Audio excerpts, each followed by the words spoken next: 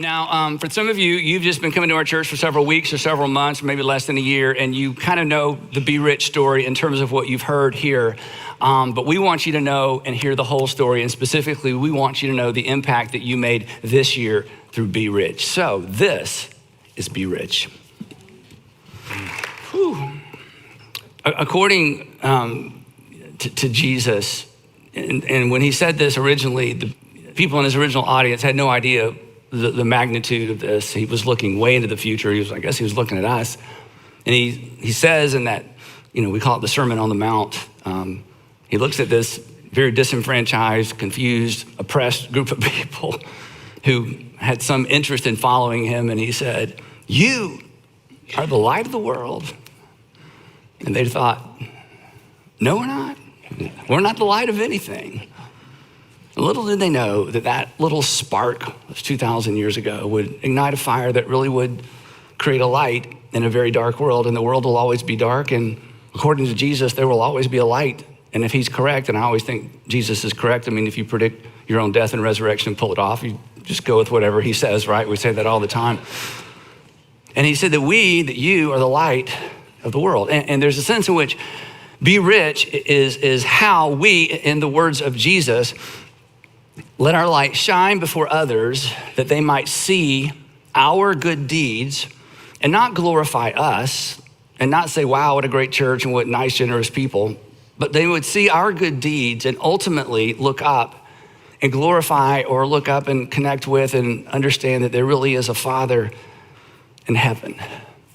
And honestly, and you can imagine if you could just put yourself in my place in just this one little slot of my life, asking you and asking people all over the world really now to give, to Be Rich is really an easy ask. And Sandra would tell you, on the Saturday night before Be Rich, especially the past 8, 9, 10 years, I'll sit at my kitchen counter with my little notes, my little screens, trying to memorize all this stuff.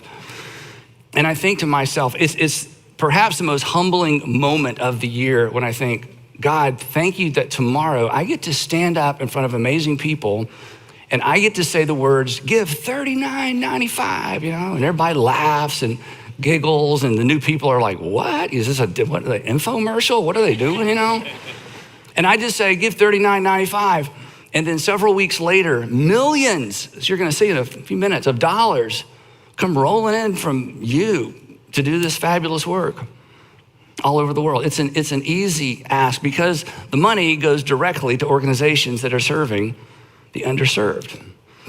And honestly, that version of generosity, there's a need, meet it. There's a need, meet it. Here's a need, give some money to it. That's not an exclusively Christian way to give. That it's kind of an American way to give.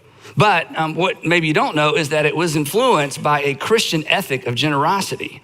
Because in ancient times, the kind of generosity where, hey, there's a need, give some money to meet it, that was actually considered foolish. It was considered irrational. There are ancient writers who said that kind of giving is actually unvirtuous. Because why in the world would you do something for somebody else who can't do anything for you? I mean, why would you give your hard-earned money or why would you give your time or your resources to somebody who can't do anything for you? If they can't return the favor, why would you do them a favor to begin with? This was the assumption of the ancient world. It is still the assumption in many parts of our world. I have friends, one in particular, I was gonna tell this whole story, but it's a little bit too long, who because of business in a somewhat third world country, his heart was broken over the poverty in that country. He began an organization in the country. He's an American, but he began an organization in this country. And because of his business, he knows very wealthy people in that country. And he would say, "Andy, I can't get them to be generous to this organization in their own backyard, taking care of kids in their own backyard." He said, "I don't get it." He said, "When I try to get them to give and they have plenty of money, some of these men are just family generational money. They're vastly wealthy." He says, their response is, "Hey, I pulled myself up, out of poverty myself. They can pull themselves up as well." He says, I just don't get it. And I said, because we think giving to meet a need is human nature. It is not human nature. Human nature is, I'll do something for you if I think you can do something for me. And then along came Jesus and introduced a different way of thinking. And consequently, where Christianity flourishes, and I know some of you are kind of anti-Christian, or you're watching, it's like somebody's making you watch, or they're buying you lunch, and the whole Christian thing wigs you out. I get it, but here's what's undeniable. Where Christianity flourishes, people flourish. Because generosity and compassion in the Christian faith are considered virtues. And it stems from the most famous verse in all of the Bible, John 3:16. I'll let you fill in the blank. For God so loved the world that he what? He gave. And the reason this kind of generosity was launched in the world, it emanated from the gospel. For God so loved that he didn't give to people who could give back. God so loved the world, he gave to people who were incapable of giving back. And then he says to us, I want you to do for others what I've done for you, but I want you to do it in a way that they can see your good works and go, wow. And then you be quick to point them toward your Father in heaven. But giving spontaneously to help immediately, which is what Be Rich is, and we're always gonna do that, and we love doing this. I call that giving 1.0. That's giving when asked to meet an immediate need. And all over our society, there are opportunities to give immediately, to meet, to give spontaneously, to meet an immediate need. And that kind of giving should always be part of our culture. It is good for our culture. But what makes Be Rich possible is those of you, the thousands of you, who are what I call the 2.0 givers. You don't wait to be asked. You're planned, percentage, priority givers. You've already decided ahead of time that you're gonna give. And you choose a percentage off the top and you just give it before you even have an opportunity to save it or spend it. And it's a priority for you. You give it first. You've decided ahead of time. You don't wait to be asked. You give first, then hopefully you save second, and then you live on the rest. And for years and years and years, I've taught this, and I certainly didn't make up the concept. I just kind of made up the way we talk about it. That you give, you save, and you live. You give, you save, and you live. And those of you who have embraced that as a lifestyle, you're the reason that Be Rich is possible. You're doing, whether you think about it in these terms or not, you're doing for the next generation what a previous generation did for you. You're ensuring that the local church is in a position to be the light of the world.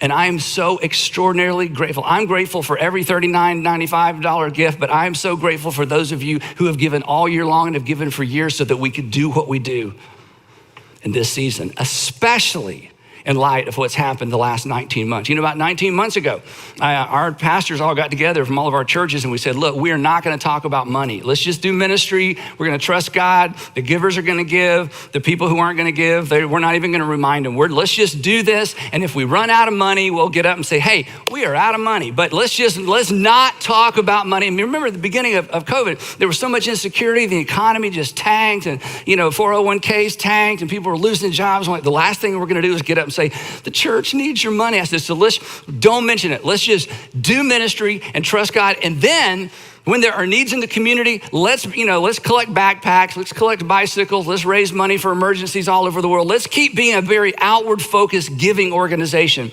But let's just chill when it comes to talking to people in our churches about money. Now, if you've been coming for a while, you're like, chill, Andy. I've been coming here for years. You almost never mention it. I know we quit taking up an offering years ago. So it's not like we've overloaded you talking about money.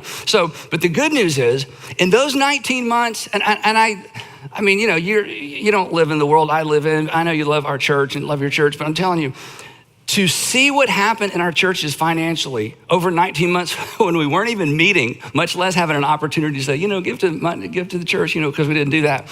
You were amazing. You were amazing. But that was the 2.0 givers. It's the ones that's like, I'm gonna give a percentage, I'm gonna give it first, and I'm gonna live on the rest, and I'm gonna make sure the church is ready for the next generation, that it's the light of the world.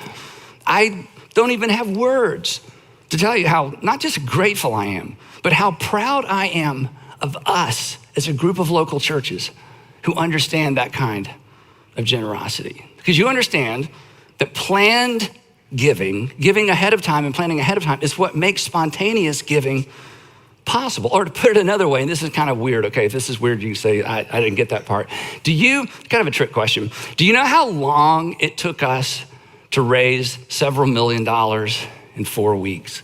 Do you know how, I know, it's like, what? Yeah, do you know how long it took us to be able to raise several $1 million in 4 weeks? It took us 26 years. It took 26 years because of folks like you who gave to build parking lots. I mean, that's just not really cool, right? Or to build buildings, or to, to buy land, or to create children's environment. That's a little bit cooler because there's a return, for that because you got children. To buy AV equipment, to buy microphones. And you have what every single follower of Jesus has. And again, you don't think of it in these terms. You have a plan for how you plan to support your local church financially. Every single Jesus follower has a plan for how they plan to support their local church financially. Not every Christian and not every believer, but every follower. And so for those of you who are in that category, I just want to say thank you. It's what allows me to sit at my counter in my kitchen on Saturday night and know that no matter how much money we raise and no matter how much money we give away, I don't have to worry about the blocking and tackling because there's a group of you that understand that the church is the light of the world, and you have funded your local church, whatever local church you attend, and you've done that consistently. You're the reason that we're able to do what we do week in and week out in our churches, all over our communities, all over our city, and all over the world. And then, after all the daily stuff, turn around and give several $1 million away. But here's where I feel, and I'm not asking for sympathy. Every few years I say this to you, so this may be the first time you've heard it, but this is where I feel a bit of a failure as a pastor. And again, don't say, Andy, we love you. I'm not asking for anything, okay? This is really on me because I'm the leader and I'm responsible. And this is baffling to me.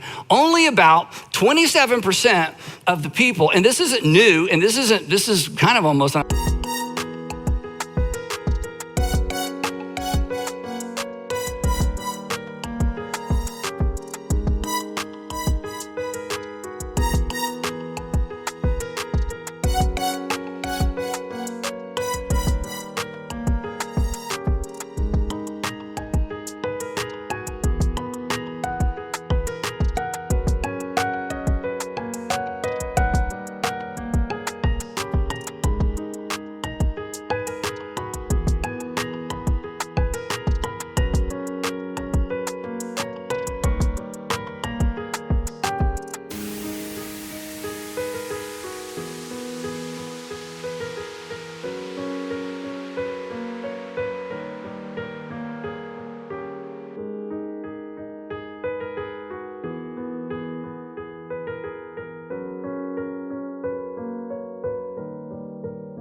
national average, only about 27% of the people who would say North Point Community Church is my church, or Buckhead Church is my church, or East Cobb Church is my church, whatever campus you attend, or whatever church you attend in whatever city you live in, only about 27% of the people who would call their church home have a plan for how they plan to support that local church financially. And this is baffling to me. And I don't think it's because the other, about 75% of you are greedy. I don't think you're greedy. I just think you don't have a plan. I don't think you are ungrateful. I just think you just never came up with a plan. So make a plan, okay? Because look, I don't want you to be the average American that gives the average American way. The average American way of giving is, is spontaneous. Oh, there's need and somebody pulls on my heartstrings and, going to write a check. You should give that way, but you should give better than that. And here's why. And it comes naturally for all of us to be kind of spontaneous in our giving, because Americans in general, we prefer, and this is foolish and embarrassing, but this is all of us. We prefer just in general intervention over prevention. Now let me explain the difference between these two words, okay? Intervention is in the middle of vention. So you know what a vention is, right? No, I don't either, okay? Intervention is it's in the middle of vention, but prevention is before a vention. Okay, that didn't help. Okay, let me maybe an illustration, all right? So here's the illustration. You ignore your health, right?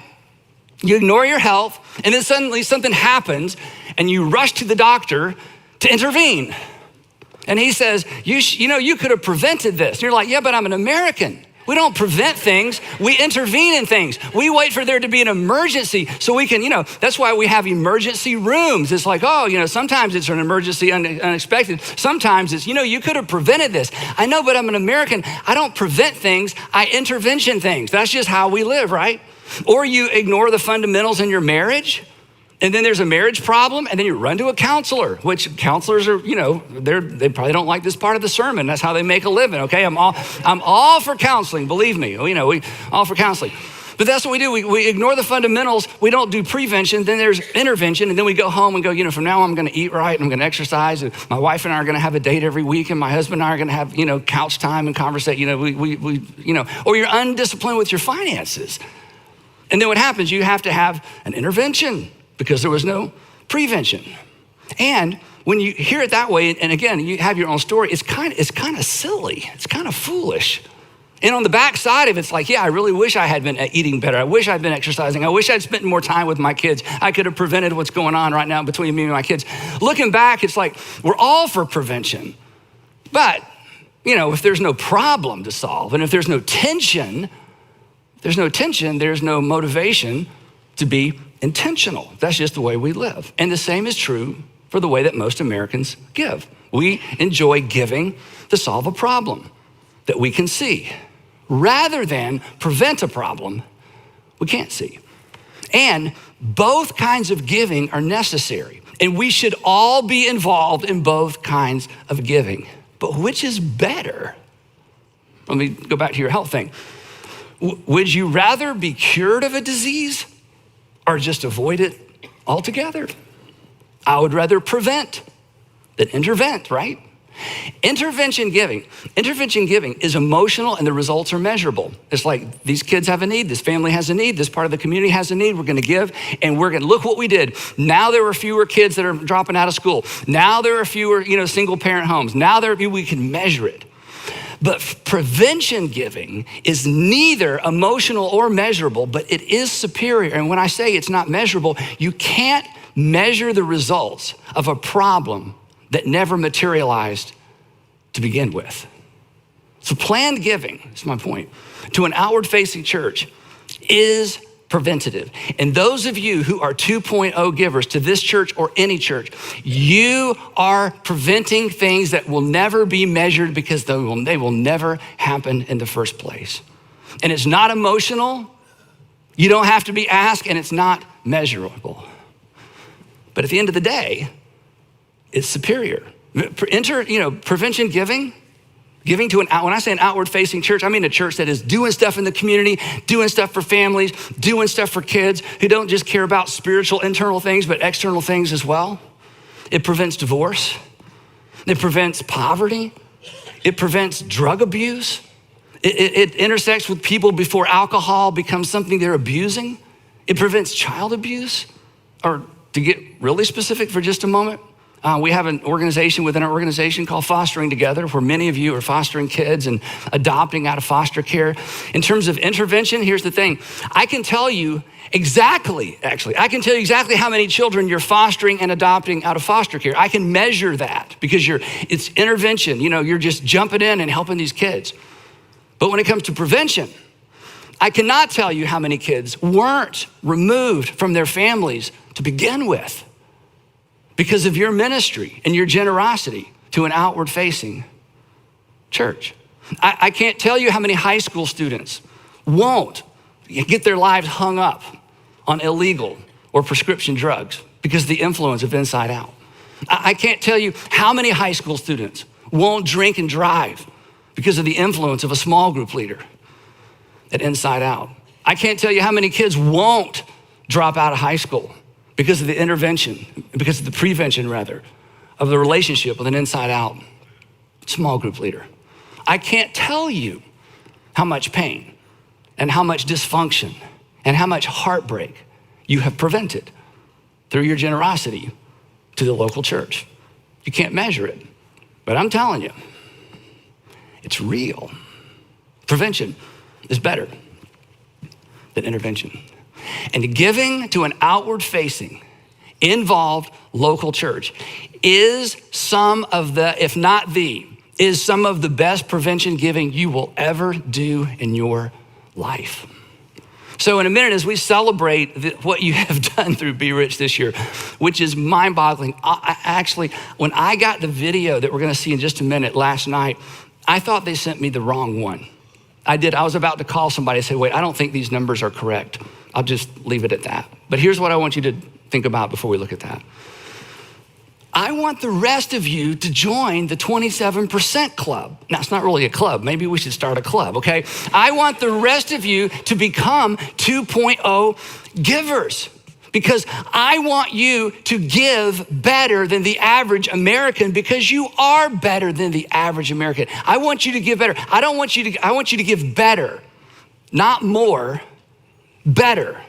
Or I want you to give more better, okay? That's really what I want you to do because you're better and and you're not greedy. You just haven't come up with a plan. You just haven't thought it through the way I've just described it. So I want you to pick a percentage. And again, I'm not gonna ask you to do something that I'm not willing to do. And honestly, and I've told you this before, this is so easy for me and Sandra because we were raised in a families where you just tithe. You just gave 10% to the church. You never saw it. I mean, first dollar, there's a dime. First 10, there's one, and then it was 100, then it was thousands, then it became tens of thousands of dollars. But it's just easy for us. It's just the way we've lived. And as we have prospered, our percentage has gone up. So it's easy for me to sit up here and say this to you. But I realize for some of you, you've never done that. And the whole idea of picking a percentage and deciding I'm gonna give it first before I look at my budget and everything else, it's terrifying. But you know what else it is? It is the most physical, tangible way to do what Jesus has invited you to do as a follower. Is to seek first the kingdom of God and the work of God in the world and the community. And so I just want to challenge you. You don't have to do 10%. I mean, you can't start like that. I mean, some of you could, but just pick a percentage and decide I'm going to give it first.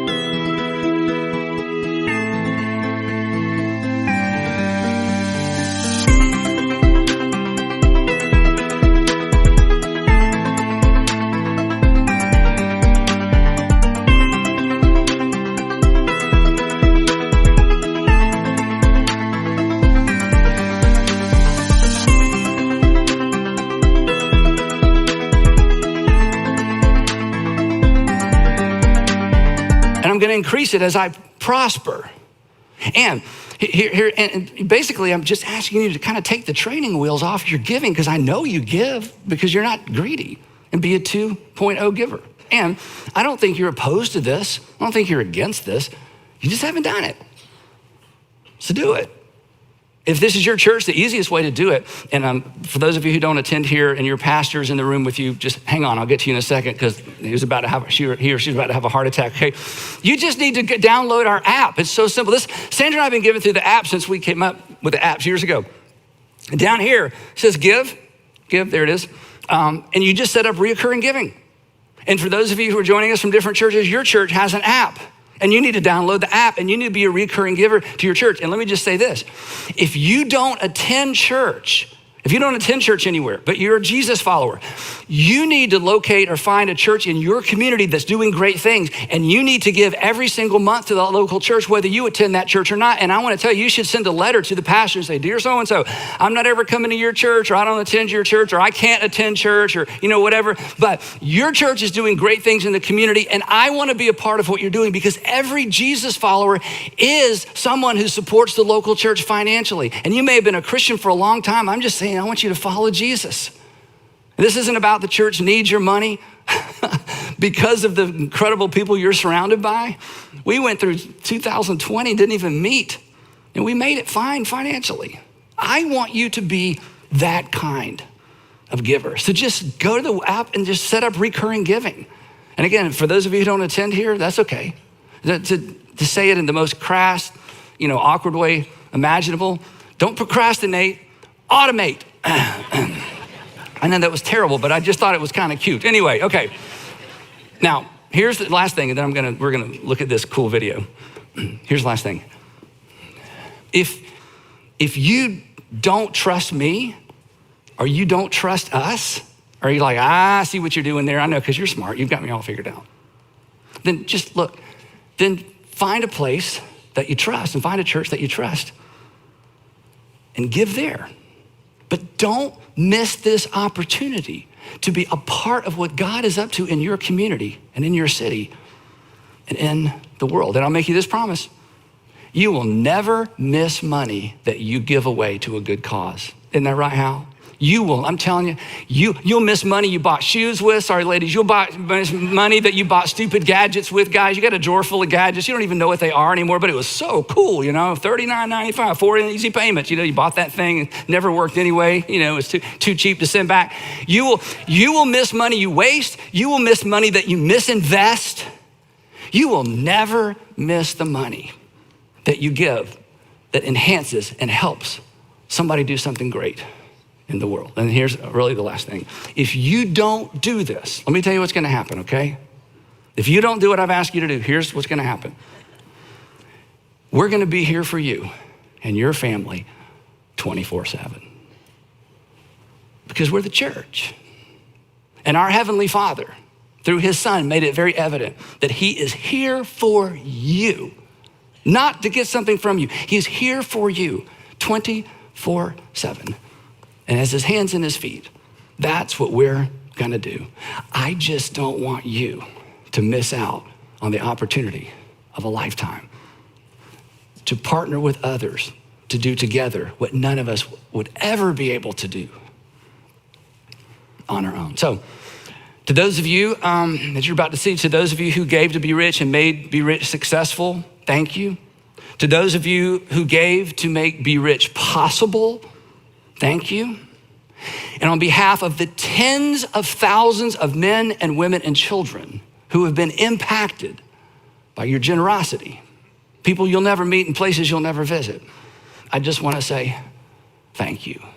And just how generous were you with your time and your resources? You were this